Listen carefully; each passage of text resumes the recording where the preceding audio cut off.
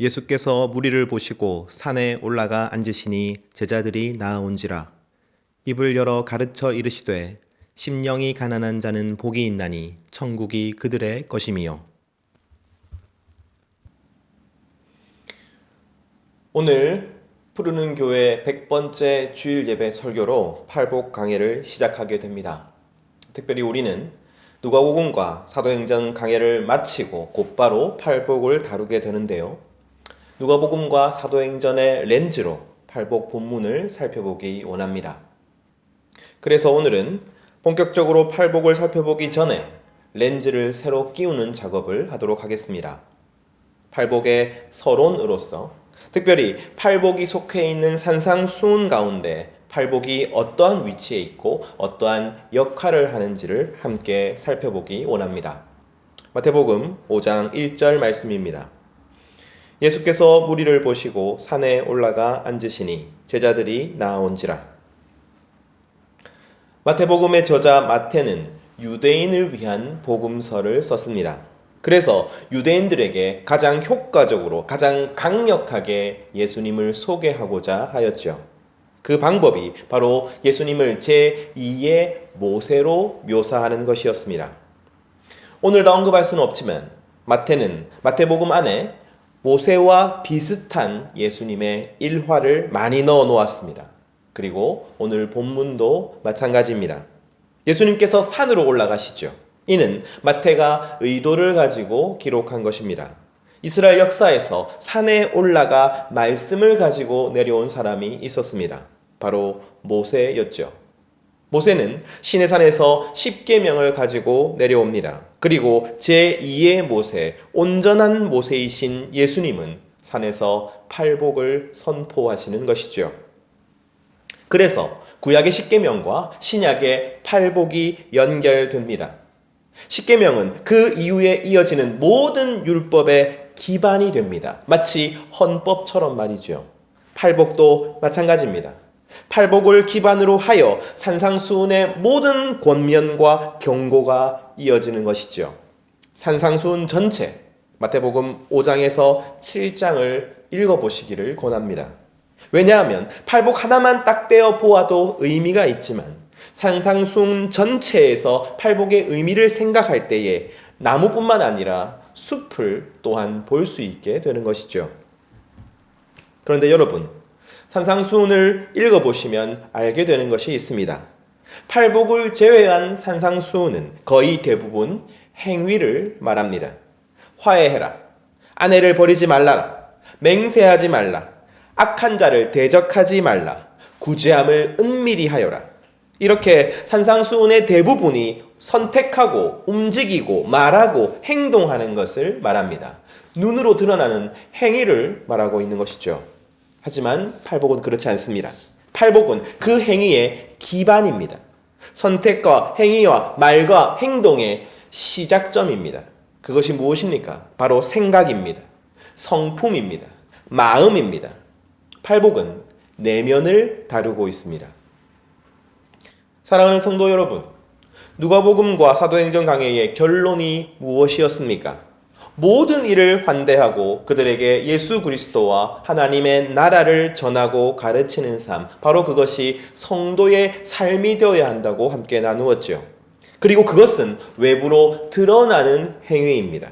그런데 그 행위를 하게 만드는 내면의 것들이 있는 것이죠. 눈에 보이지 않지만 한 성도의 내면에서 이루어지는 변화입니다. 그 내면의 변화는 자기가 지금까지 관심이 없던 사람들, 터부시하고 벽을 쌓고 무시했던 사람들을 환대하게 만드는 것이죠. 그 내면은 자신에게 어떠한 불이익과 고난이 있을지라도 예수님의 이름을 말하고 담대하게 하나님의 나라를 가르치게 만듭니다. 성도의 그 생각과 성품과 마음의 변화에서 비롯되는 것이죠. 팔복은 바로 그 내면을 이야기하고 있습니다. 팔복은 제일 처음에 복이 있다라는 선언으로 시작됩니다. 이 복이 있다는 말은 너희가 무엇인가를 하면 내가 너희에게 이러한 복을 줄 거야 라는 의미가 아닙니다. 제3자로서 이미 복이 있는 누군가를 보면서 야, 너 참 축하한다. 대단하다, 복이 있어서 참 잘 됐구나, 이렇게 칭찬하고 인정하고 축하해 주는 것을 의미하는 것이죠.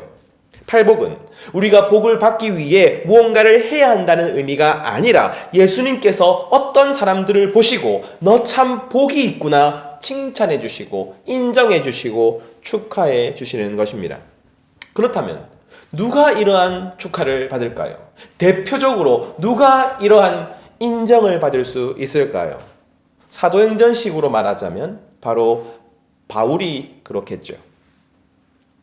사랑하는 성도 여러분, 우리는 누가가 의도적으로 바울을 이상적인 하나님 나라 백성, 참된 성도의 모습으로 그리고 있다고 함께 나누었지요.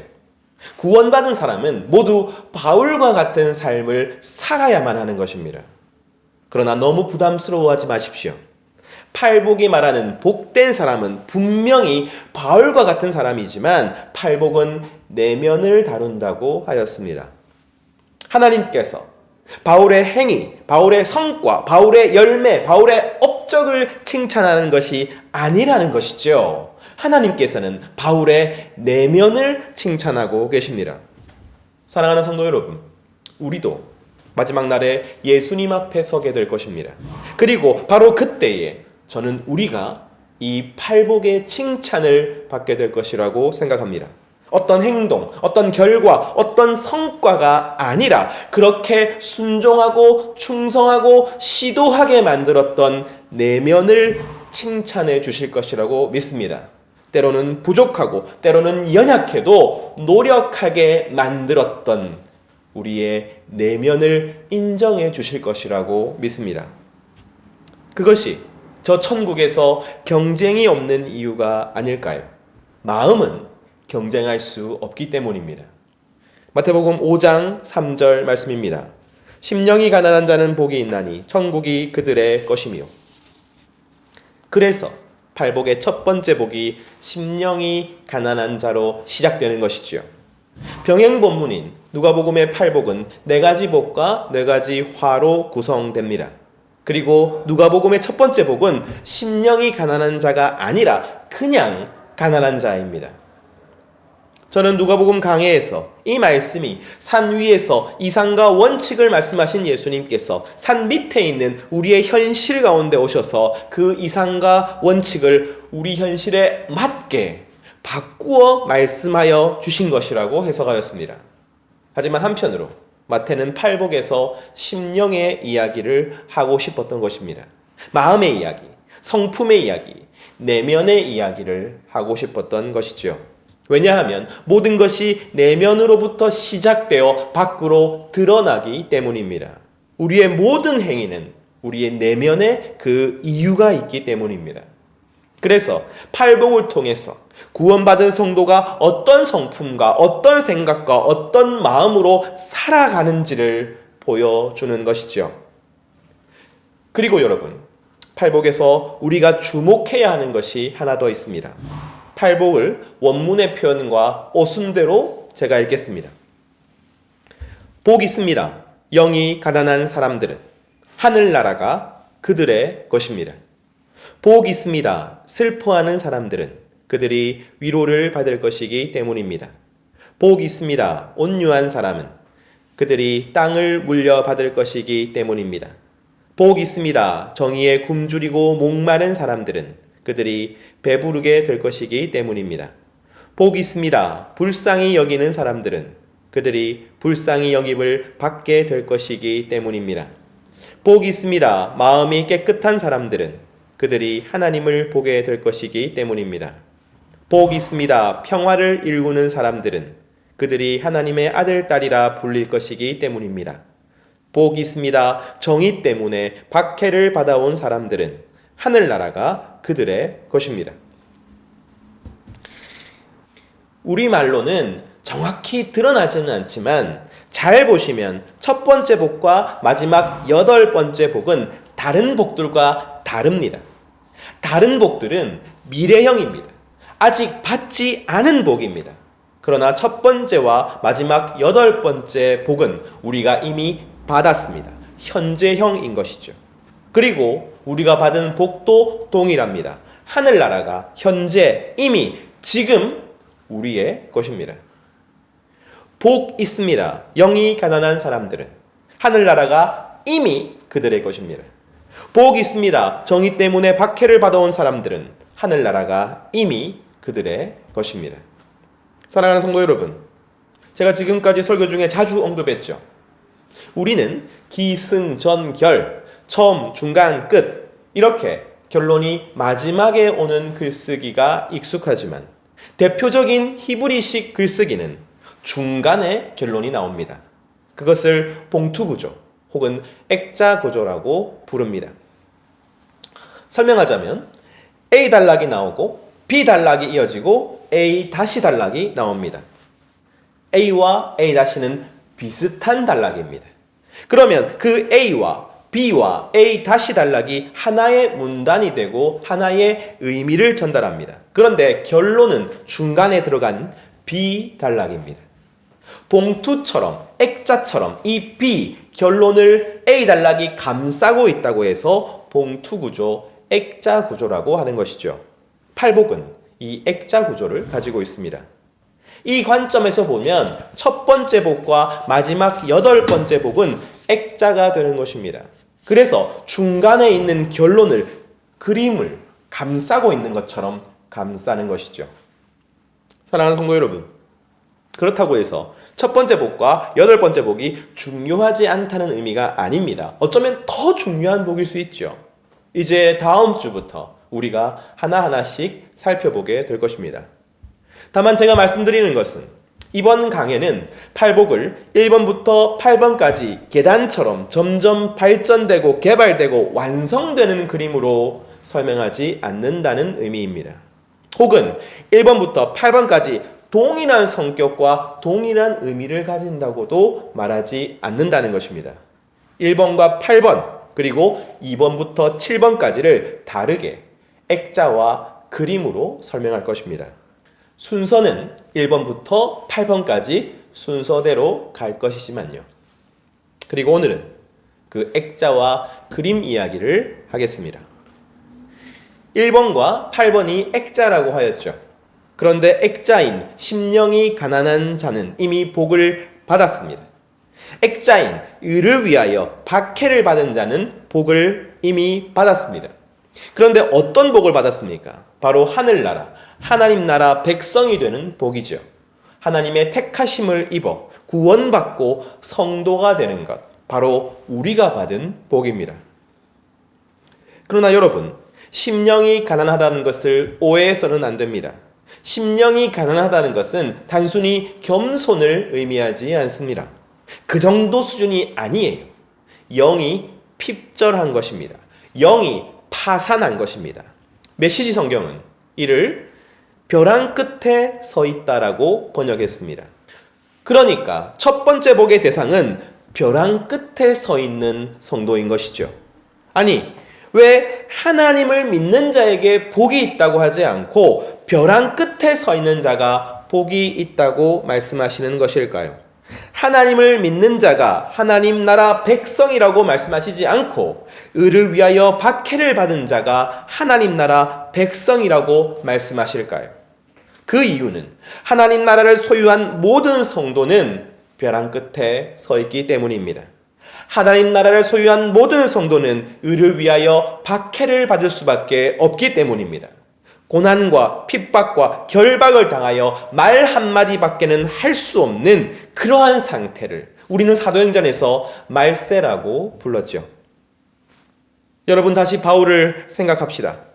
모든 일을 환대하며 그들에게 예수 그리스도와 하나님의 나라를 전하고 가르치는 삶을 그는 살았습니다.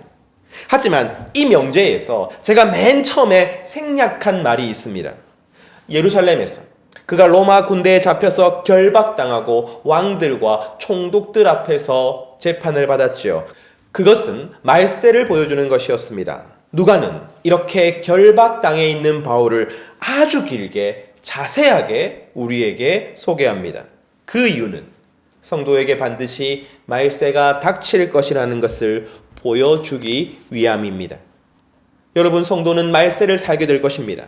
그러므로 누가복음과 사도행전의 결론을 조금 더 적확하게 표현하자면 말세에 모든 일을 환대하고 그들에게 복음을 전하는 삶을 사는 것, 바로 그것이 성도의 삶인 것이지요.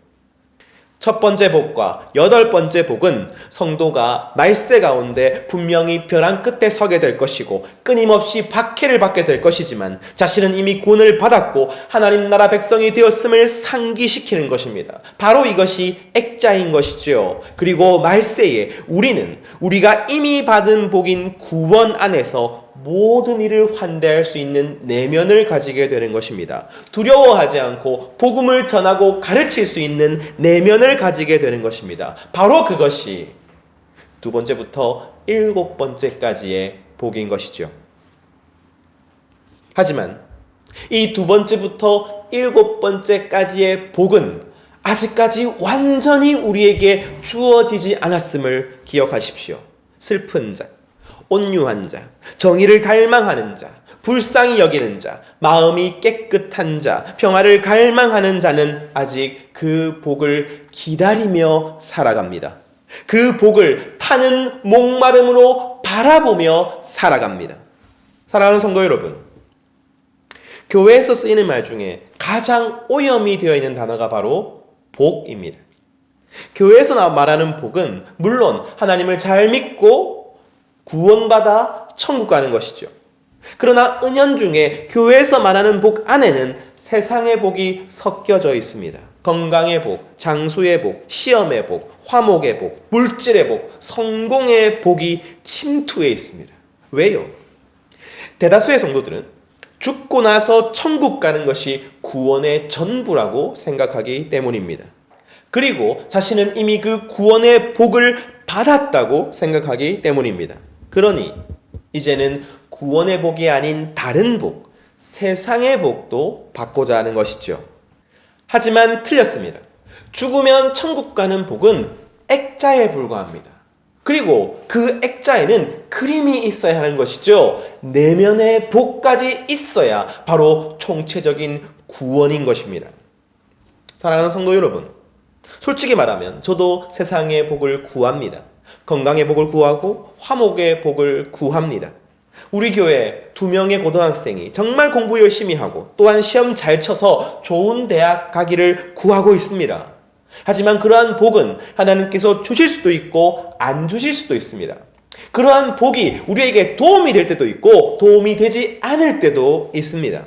하지만 성도라면 반드시 받는 복, 성도라면 무조건 있어야 되는 복, 바로 그러한 복은 팔복, 구원의 복인 것이죠. 팔복이란 예수님으로 인하여 우리의 운명이 바뀌고 우리의 내면 또한 바뀌는 것입니다. 그리고 내면이 바뀌면 우리의 선택과 말과 행위가 바뀌고 우리의 삶이 바뀌는 것이죠. 사랑하는 성도 여러분, 우리의 내면만 바뀌고 밖으로 드러나는 나의 행위가 바뀌지 않는다면 그것은 아직 내면이 충분히 바뀐 것이 아닙니다. 진정 구원받은 사람은 말세 가운데에서 모든 일을 환대하려 애씁니다. 나의 하루하루를 환대의 지경이 넓어지는 데 사용합니다. 그리고 고난과 핍박 속에서도 복음을 전하고 또한 가르치려 노력합니다. 내가 벼랑 끝에 서 있다 할지라도, 내가 박해를 받는다 할지라도 나는 이미 구원의 복을 받은 사람임을 확신하고 그 변화된 내면으로 환대와 복음 전파의 삶을 살아냅니다. 바로 이것을 산상수훈은 세상의 빛과 소금이라고 표현합니다. 결국 구원받은 사람은 세상의 빛과 소금이 되어야 하는 것이죠. 팔복의 바로 다음 구절입니다. 마태복음 5장 13절에서 15절 말씀입니다. 너희는 세상의 소금이니 소금이 만일 그 맛을 잃으면 무엇으로 짜게 하리요? 후에는 아무 쓸데없어 다만 밖에 버려져 사람에게 밟힐 뿐이니라. 너희는 세상의 빛이라. 산 위에 있는 동네가 숨겨지지 못할 것이요 사람이 등불을 켜서 말 아래 두지 아니하고 등경 위에 두나니 이러므로 집안 모든 사람에게 비치느니라. 사랑하는 성도 여러분, 구원받은 성도의 삶이란 교회 생활 잘하면서 개인 경건에 힘쓰고 주일 성수와 교회 봉사 열심히 하는 것만을 의미하지 않습니다. 구원받은 성도의 삶은 세상의 빛과 소금으로 사는 것을 의미합니다. 그리고 세상의 빛과 소금으로 산다는 것은 내가 만나는 모든 일을 환대하며 사는 것입니다. 내 삶으로 그들을 초대하고 그들의 삶을 조건 없이 환영하고 그들의 친구와 이웃과 가족이 되어 주는 것입니다. 그리고 바로 그들에게 내가 만난 예수님, 진정 우리를 환대해 주시는 그 주님을 말하고 가르치는 것입니다. 하지만 지금 이 말세라는 것을 기억하십시오. 지금 세상이 어떤 세상인데 함부로 우리의 삶을 열어서 환대할 수 있겠습니까? 개인의 성공이 최고의 가치이고 개인의 행복이 최고의 가치인 이 시대에, 나와 내 가족만이 중요한 이 시대에, 그리고 복음을 전하는 것이 무례하고 폭력적이라고 여겨지는 이 시대에 어떻게 환대와 복음 전파의 삶을 살아갈 수 있겠습니까? 그래서 나는 바울처럼 못 살아. 나는 환대의 삶도 어렵고 복음 전파의 삶도 너무 어려워. 이렇게 생각하는 성도 여러분, 맞습니다. 성도답게 사는 것은 나의 의지와 노력과 연습이 필요하지만 결국에는 나의 내면이 바뀌어야 하는 문제입니다. 그것은 정말 쉬운 일이 아니지요. 그래서 내면이 바뀌는 것은 진정으로 복의 영역입니다. 하지만 우리는 예수님을 믿음으로 말미암아 그 복을 이미 받았음을 기억하십시오. 팔복은 떨어져 있지 않습니다. 첫 번째 복과 8번째 복을 받았는데 2번째에서 7번째 복을 받지 못하는 일은 없습니다. 왜냐하면 하나님 나라 백성이 되는 복을 받은 성도에게는 성령께서 내주하고 계시기 때문입니다. 그리고 성령은 하나님의 본성, 하나님의 마음, 하나님의 생각, 하나님의 성품, 맞아요. 하나님의 내면을 끊임없이 우리에게 전달해주고 계십니다. 우리의 심령에 감동을 주시고 감화시키시며 우리 안에서 하나님의 속성과 하나님의 성품이 형성되게 일하고 계십니다. 하루아침에 우리의 내면이 팔복처럼 변화되지는 않겠지만 시간과 사건과 만남 가운데 성령은 반드시 우리의 내면을 바꾸어 가십니다. 우리가 예수님을 진실로 믿기만 하면 말이죠. 사랑하는 성도 여러분, 사도행전은 예루살렘과 온 유대와 사마리아와 땅끝까지 복음을 전하는데 하나의 단서를 들고 있습니다. 그것은 바로 성령의 임재입니다. 성령이 오시면 우리에게 권능이 임한다고 약속하고 계시지요. 그 권능이 무엇입니까? 저는 그 권능 가운데 가장 중요한 것이 바로 팔복이라고 생각합니다. 우리의 내면이 바뀌는 것이죠. 지금 성령께서는 우리의 내면을 바꾸고 계십니다. 다만 우리는 그 성령께 귀를 기울이고 성령을 따라 행해야 하는 것이죠. 성령께서 주시는 감동, 성령께서 주시는 목소리, 성령께서 하게 하시는 시도를 노력해야 하는 것입니다. 갈라디아서 5장 16절 말씀입니다.